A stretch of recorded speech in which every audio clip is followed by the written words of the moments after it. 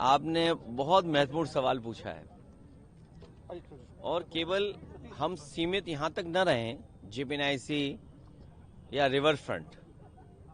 JPNIC वो building है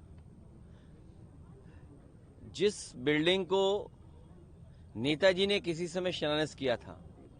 उस समय देश के कई सोशलिस्ट लीडर वहां पर पहुंचे थे, जिसमें जॉर्ज फर्नांडिस और अन्य नेतागण थे, और ये तय किया गया था कि लखनऊ में इंडिया हेरिटेज सेंटर जो दिल्ली में, उससे बेहतर कोई स्थान हो समाजवादियों की और समाजवादियों की पहचान बने।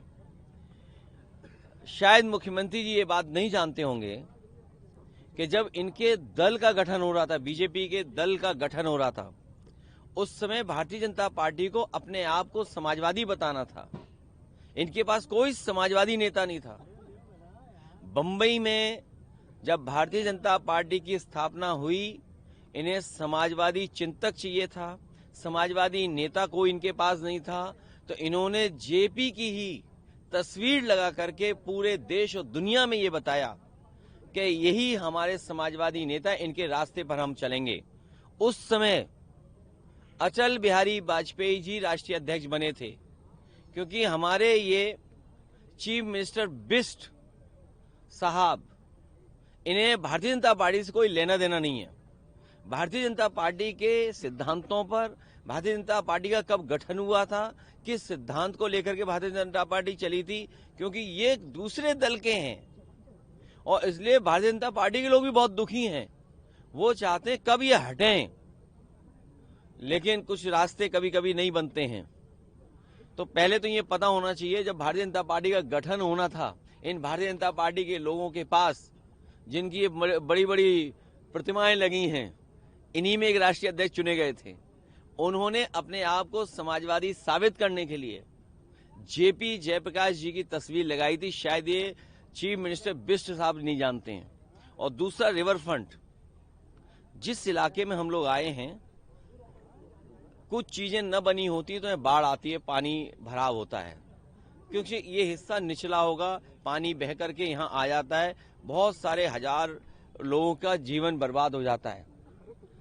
रिवर फ्रंट बनाया इसलिए था, न केवल हम रिवर को स्ट्रीमलाइन कर लें और रिवर को एक बांध दें, नदी को बांध दें, बाढ़ से नियंत्रण कर लें और एक स्थान बन जाए जहां पर लोग आ जा सकें, घूम सकें और पर्यावरण की दृष्टि से अच्छी चीज बन जाए। क्योंकि मुख्यमंत्री को कोई पर्यावरण से लेना देना नहीं है, उन्हें पर्यावरण की कोई चिंता नहीं है। इसीलिए क्या कह रहे थे कि दिल्ली में भारतीय जनता पार्टी की जो सरकार चल रही है, उसने हवा खराब कर दी है, हवा गंदी है। सच्चाई ये है, दिल्ली की हवा खराब नहीं है, दिल्ली और लखनऊ दोनों की हवा खराब है। और AQI को क्या जाने ये, जो एग्जिट को नहीं जानते हैं, और एग्जिट को इसलिए नहीं जानते क्योंकि उन्हें एग्जिट होना है। तो रिवर फ्रंट अपने आप में नदी साफ रखने की व्यवस्था थी कि कोई भी नाला उसमें न जुड़े। यही व्यवस्था अगर गंगा में होगी, अन्य नदियों में होगी, तो नदी साफ शहरों में बहेगी। मुख्यमंत्री ये भी कह रहे हैं कि 2017 से पहले उपद्रव प्रदेश था, जब से उनकी सरकार आई उत्तम प्रदेश बना है। ये तो आप बिल्कुल सच बोल रहे हो। मुख्यमंत्री जी इसलिए सच बोल रहे हैं क्योंकि वो खुद उपद्रवी थे। उनके ऊपर जो मुकदमे लगे 2017 से पहले के हैं, और कभी समाजवादियों ने नहीं लगाया। समाजवादियों ने तो बचाया है एक बार को। ये हम स्वीकार करते, गलती है समाजवादियों की कि सहानुभूति रखते हैं कभी कभी, लेकिन सच्चाई ये है, उपद्रव, लोगों में झगड़ा कराना, हिंदू मुसलमान करना, आगजनी कराना, नफरत फैलाना, ये मुख्यमंत्री जी का काम रहा है। ये मुख्यमंत्री जी पे धाराएं थीं, और ये मैं नहीं कह रहा हूं, हमारे देश के पूजनीय शंकराचार्य जी भी कह रहे हैं, और पूजनीय शंकराचार्य यहां तक कह रहे हैं कि लोकतंत्र के मंदिर में गुंडई भाषा अगर कोई इस्तेमाल कर रहा है तो यही हमारे चीफ मिनिस्टर बिष्ट साहब हैं। SIR को लेकर के कल आप लोग जा रहे हैं चुनाव आयोग, एक डेलीगेशन जाएगा विधायकों का, जो मिलेगा जाके फॉर्म 7 को लेकर के, और अज्ञात लोगों की तरफ से जो वोट कटवाए जा रहे हैं। ये अज्ञात लोग कौन हैं? ये अज्ञात लोग वही हैं जो अनरजिस्टर्ड संगी साथियों से मिले हुए लोग हैं। शंकराचार्य जी को लेकर के एक बड़ा बयान दिया। उन्होंने कहा कि जो लोग पहले शंकराचार्यों पर लाठी चलवाते थे वो आज राम की बात करते हैं। ये किसने कहा? मुख्यमंत्री जी। फिर मैं कह रहा हूं, हमारे मुख्यमंत्री बिष्ट जी कुछ नहीं जानते। उस समय वो पूजनीय शंकराचार्य नहीं थे, और वो भी किसी गलत परिस्थितियों की वजह से, वो भी भारतीय जनता पार्टी के तांडव की वजह से, उस समय जो लॉ एंड ऑर्डर को व्यवस्थित करने के लिए घटना हुई थी, लेकिन उस घटना के बाद अगर कोई गलती हुई थी तो पूजनीय शंकराचार्य जी से हम लोगों ने क्षमा मांग ली थी और गलती स्वीकार कर ली थी। पूजनीय शंकराचार्य जी का रथ इन्होंने धक्का मारा, गंगा में स्नान नहीं करने दिया। सोचिए, ये पौराणिक व्यवस्था जो थी, पौराणिक हमारे जो कार्यक्रम थे, जो हमारी आध्यात्म की त्रिवेणी है, धर्म को लेकर के बहुत आयोजन होते हैं, जिस त्रिवेणी पर हमारे लिए सबसे पवित्र स्थान है, वहां पर अगर किसी को अपमानित करने का किसी ने काम किया है तो यही बिना डिग्री के योगी जी ने एक हमारे पूजनीय शंकराचार्य का अपमान किया है।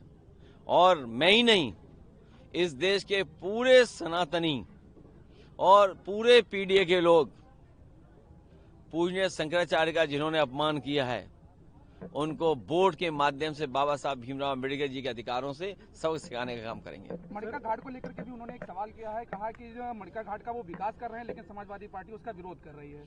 ऐसा है, चीफ मिनिस्टर बिष्ट साहब उठ तो जाते हैं लेकिन होश में नहीं रहते हैं। उनसे गलती हुई है कि मणिकर्णिका घाट उन्होंने तोड़ दिया। पूरे देश के पाल समाज के लोग और सनातन समाज के लोग इनसे नाराज हैं, क्योंकि उन्होंने केवल मणिकर्णिका घाट नहीं बल्कि माता अहिल्याबाई जी का वहां पर मूर्ति लगी थी, उस मूर्ति को उन्होंने तोड़ा है। केवल मूर्ति नहीं तोड़ी, 100 मंदिर तोड़े हैं इन्होंने। 100 मंदिर के साथ साथ नरेश, जो हमारे नेपाल नरेश हैं, उन्होंने एक घंटा दिया था, वो भी चीफ मिनिस्टर बिष्ट साहब ने चोरी करवा दिया। सर, कल जैसा कि आपने बयान दिया कि बहुजन समाज के साथ आपके संबंध अच्छे हैं, तो क्या सर कुछ लोग आंकड़ा लगा रहे हैं कि सपा और बसपा का गठबंधन भी हो? नहीं, वो आप, क्योंकि हमारे जो उस समय नसीमुद्दीन सिद्दीकी साहब और हमारे पीलीभीत के नेता या अन्य नेताओं ने, फूल बाबू, जिन्होंने ज्वाइन की, तो कई जगह वो गलती से कुछ कह गए। तो उस बात को मैं कहना चाहता था कि वो बहुजन समाज कहना चाहते थे, क्योंकि बहुत दिनों से उनके चीजें कुछ रटी हुई थी, तो इसलिए कुछ और निकल जा रहा था। इसलिए मैंने कहा कि बहुजन समाज और समाजवादी पार्टी का बहुत पुराना गहरा रिश्ता रहा है, और एक समय पर बाबा साहब भीमराव अम्बेडकर जी और डॉक्टर राम लोहिया मिलकर के काम करना चाहते थे।